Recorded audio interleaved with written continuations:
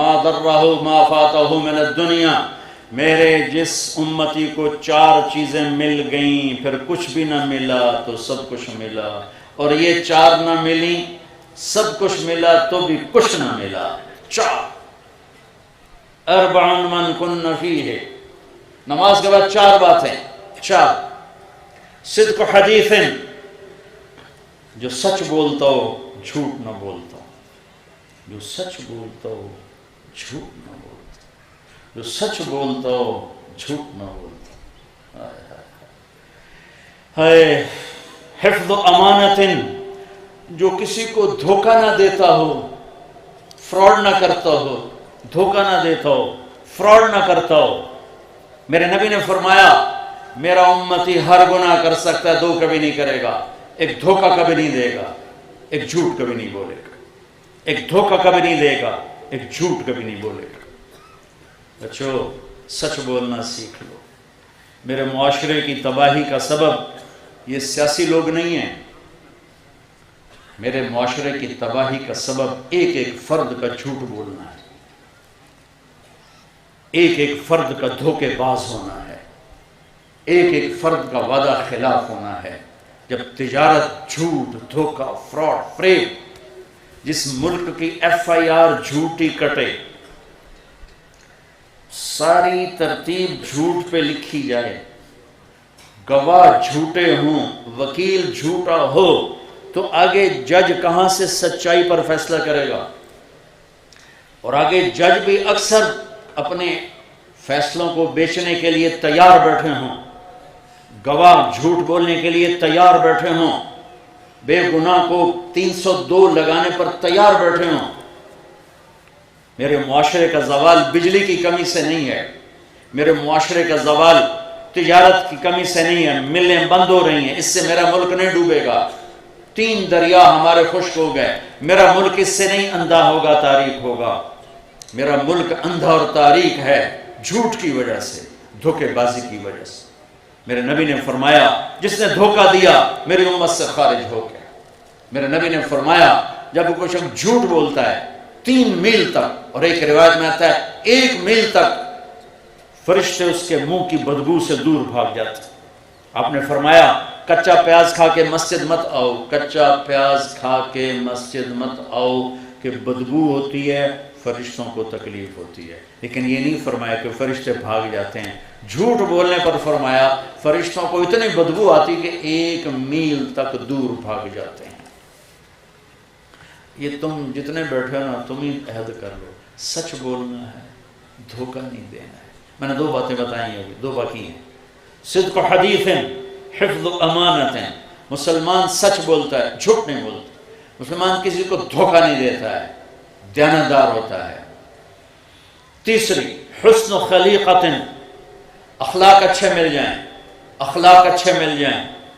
چوتھی عفت فی طعمت، رزق حلال مل جائے، رزق حلال ہو، رزق حلال ہو، اخلاق اچھے ہوں، دیانتدار ہو، سچائی ہو، تو یہ وقت کا شیخ عبد القادر جیلانی ہے، یہ اپنے وقت کا جنید بغدادی ہے، یہ عورت اپنے وقت کی رابعہ بصری ہے، یہ اپنے وقت کی شعبانہ شمعونہ ہے، یہ اپنے وقت کا امام غزالی ہے، جو سچ بولے، جو دیانتداری سے چلے، جس کے اخلاق اچھے ہوں، جس کا رزق حلال ہو۔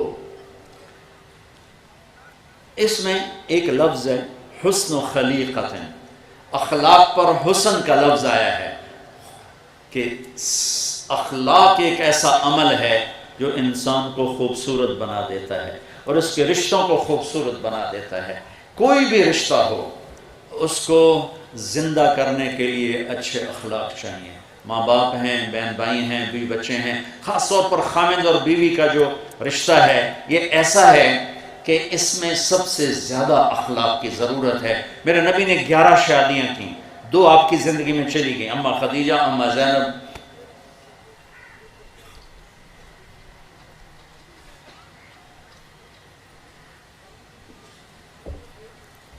9 زندہ رہیں، 9۔ میرے رب کی قسم، یہ شادی، یہ گھر 11 اور 2 چلی گئیں، 9 ساتھ تھیں۔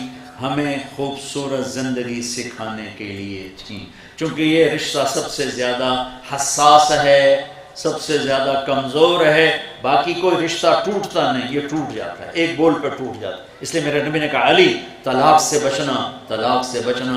جب کسی بچی کو ناجائز طلاق دی جاتی ہے تو اللہ کا عرش کانپ اٹھتا ہے۔ طلاق سب سے حلال میں سب سے بدترین کام ہے، طلاق سب سے بدترین کام، اور طلاق کی شرح بڑھ گئی ہے کہ برداشت کرنا۔ میرے بچوں، دنیا کو جنت بنانے کے چکر میں نہ پڑنا، یہ جنت نہیں بن سکتی۔ ایک دیہاتی آیا لاہور، تو اس نے اسٹیشن پر دیکھا لوگ ٹوائلٹ میں کھڑے ہو کے پیشاب کر رہے سارے۔ اب دیہاتوں میں بہت برا، تو جب وہ واپس گیا وہ ایک منے منہ کر کے کھلو کے پیشاب شروع کرتا، پچھو ایک بندے زور دی لات ماری نام مراد ہے کی کہ لاہور بناون لگا ہوں، تسی بناون ہی نہیں دیتا۔ چلو میں تو لاہور بنائیدا پہ ہوں، تسی بناون ہی نہیں دیتا۔ تو یہ دنیا کو نا جنت نہ بنانا، نہ یہ جنت بن سکتی ہے، نہ کوئی آئیڈیل تلاش کرنا۔ یہاں آئیڈیل کو نہیں ملے گا، گزارا ہی ہوگا، یہ گزارے کا جہان ہے۔ آئیڈیل جہان اللہ نے آگے بھیجا ہے۔ یہ رشتہ بہت اہم ہے۔ آپ سب نوجوان لڑکے لڑکیاں کٹھے پڑھتے ہو، اپنی مرضی کی شادیوں پہ میں نہ چل پڑنا۔ اگر ماں باپ کی مرضی شامل نہ ہوئی تو دکھ اٹھاؤ گے، اور عشق چوتھے دن اتر جاتا ہے۔ 4 دن نہیں، میں زیادہ ہی 10 دن، وہ ہکے دیں کام پورا ہو جاتا ہے۔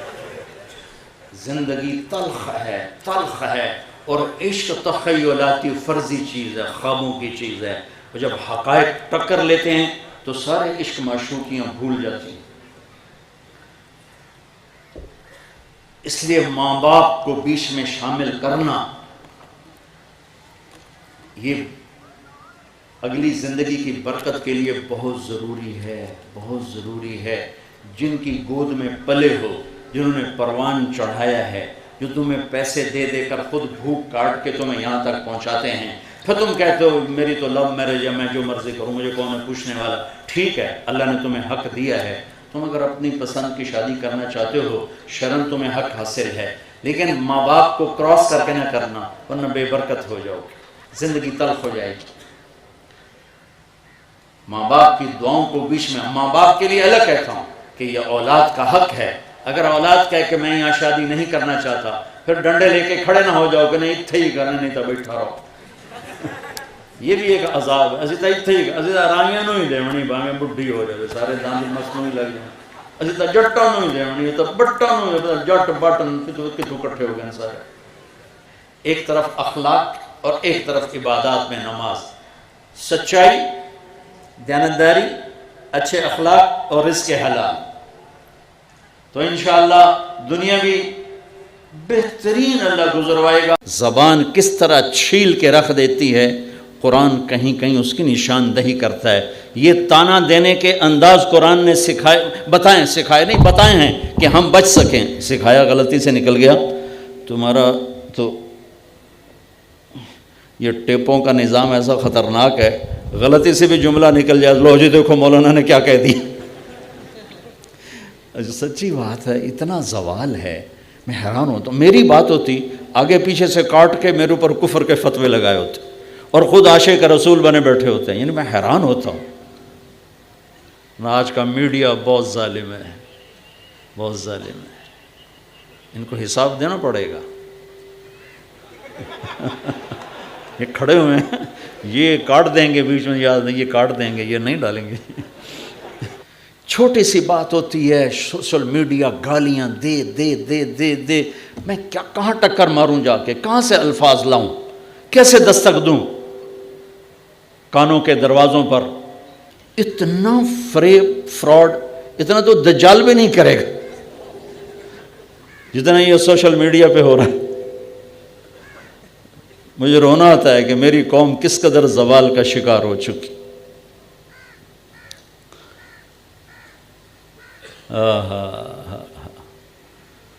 سلمان فارسی رضی اللہ تعالیٰ عنہ کو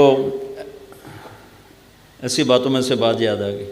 قریش کہنے لگے تو ایرانی ہے، ہم قریشی ہیں، اور سلمان وہ ہیں جن کے بارے میں اللہ کے نبی نے فرمایا سلمان منا اہل البیت، سلمان ہمارے اہل بیت میں سے ہیں، حالانکہ ایرانی تھے، اور آپ نے فرمایا کہ ان اللہ تعالی امرنی ان احب اربعۃ من اصحابی وانہ اخبرنی انہ یحبہم وعلی منہم وعلی منہم وعلی منہم۔ آپ کی برکت سے حدیث بھی یاد آ گئی، میرے نبی نے فرمایا کہ میرے اللہ نے مجھے کہا ہے کہ میرے محبوب میں آپ کے 4 ساتھیوں سے بہت پیار کرتا ہوں، آپ بھی ان سے پیار کریں، اور علی ان میں سے ہے، اور علی ان میں سے ہے، اور علی ان میں سے ہے۔ 3 دفعہ یہ دہرایا کہ اے میرے محبوب میں آپ کے 4 ساتھیوں سے بہت پیار کرتا ہوں، لہٰذا آپ بھی ان سے پیار کریں، اور علی ان میں سے ہے، اور علی ان میں سے ہے، اور علی ان میں سے ہے۔ علی، ابو ذر، سلمان، مقداد رضی اللہ تعالی عنہ۔ سلمان فارسی کو تانا ٹھوکا، کتھو آ گیا ایرانی قریشی، وہ کہنے لگے نہیں نہیں میں تو ایرانی بھی نہیں ہوں، میں تو خلقت من نطفۃ نتنہ نجسہ، میں تو ایک ناپاک پانی سے بنا ہوں، ثم اعود جیفۃ منتنہ، پھر مرنے کے بعد میرا جسم بدبودار ایک میت بن جائے گا، ثم اقوم لرب العالمین، پھر میں اللہ کے سامنے کھڑا ہوں گا، فإن ثقلت موازینی فأنا کریم وإن خفت موازینی فأنا لعیم، پھر اس دن اگر میری نیکیاں بڑھ گئیں تو میں عزت دار ہوں، تم جو مرضی کہو مجھے پرواہ نہیں، اور اگر میری نیکیاں گھٹ گئیں تو میں ذلیل و خوار ہوں، پھر جو بھی کہتے ہو اس سے زیادہ کا حقدار ہوں۔